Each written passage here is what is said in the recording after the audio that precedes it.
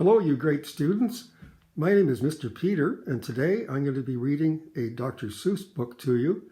It is called I Can Read with My Eyes Shut.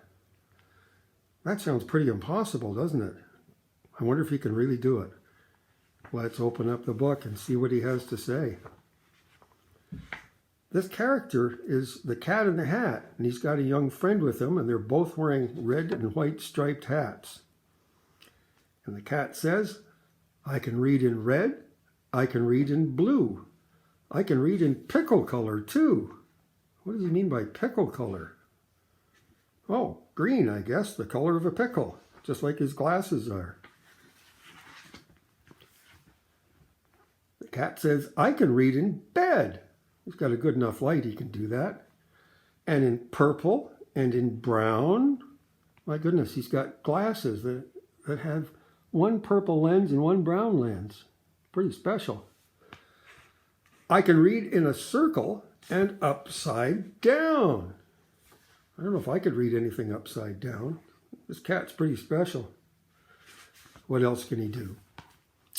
I can read with my left eye.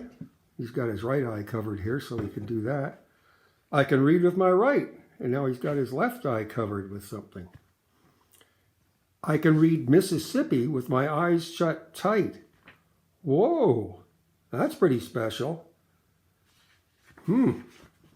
Oh, Mississippi, Indianapolis, and Hallelujah too. I can read them with my eyes shut. That is very hard to do. Wow, it sure is. I don't think I could even read those words with my eyes open. They're big, long words. Let's see what else he does. Oh, he talks about what happens when he reads with his eyes shut. He says, but it's bad for my hat and makes my eyebrows get red hot. So reading with my eyes shut, I don't do an awful lot.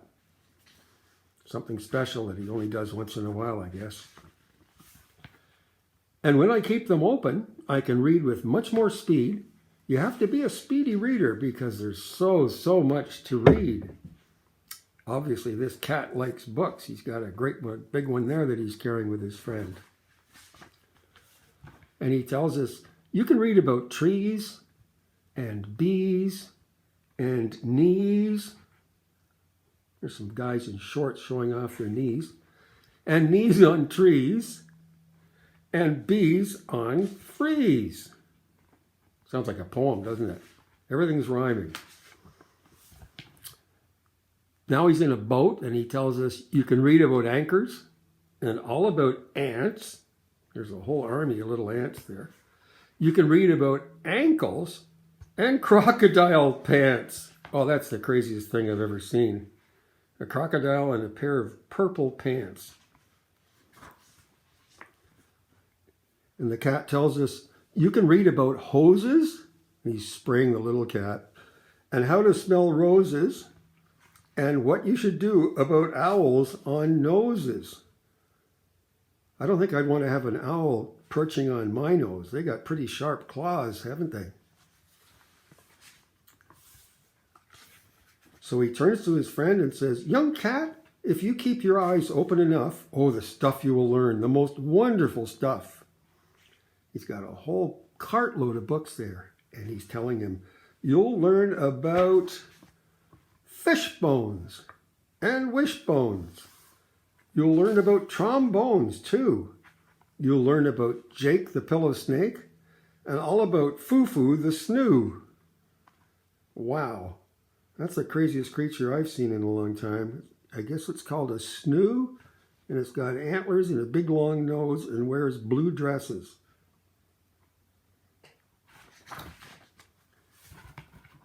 And the cat continues, you can learn about ice, you can learn about mice, mice on ice, and ice on mice. You can learn about the price of ice. And there's a sign here that says, nice ice for sale, 10 cents a pail. You can learn about sad and glad and mad. There are so many things you can learn about, but you'll miss the best things if you keep your eyes shut. Now he's riding an elephant and he's got a book holder on the elephant's head. And he tells us, the more that you read, the more things you will know. the more that you learn, the more places you'll go. I guess he's a traveler. Whoa, he says, you might learn a way to earn a few dollars. That's more than a few dollars. That's a whole bunch of them, isn't it? Or how to make donuts or kangaroo collars. And he's got a donut machine there throwing the donuts out. And there's a mama kangaroo and a baby roo, both wearing collars. Oh my goodness, what's he got now? He says, you can learn to read music and play a hutzut if you keep your eyes open, but not with them shut. I wonder what that thing is. It looks like he's blowing on it and he's bowing some strings, and there's a big blatty sound coming out the end of it. Let's see what's next. Oh, if you read with your eyes shut, you're likely to find that the place where you're going is far, far behind. That's true, isn't it? If you can't see where you're going, you're not going to go where you want to go. You'll end up someplace else.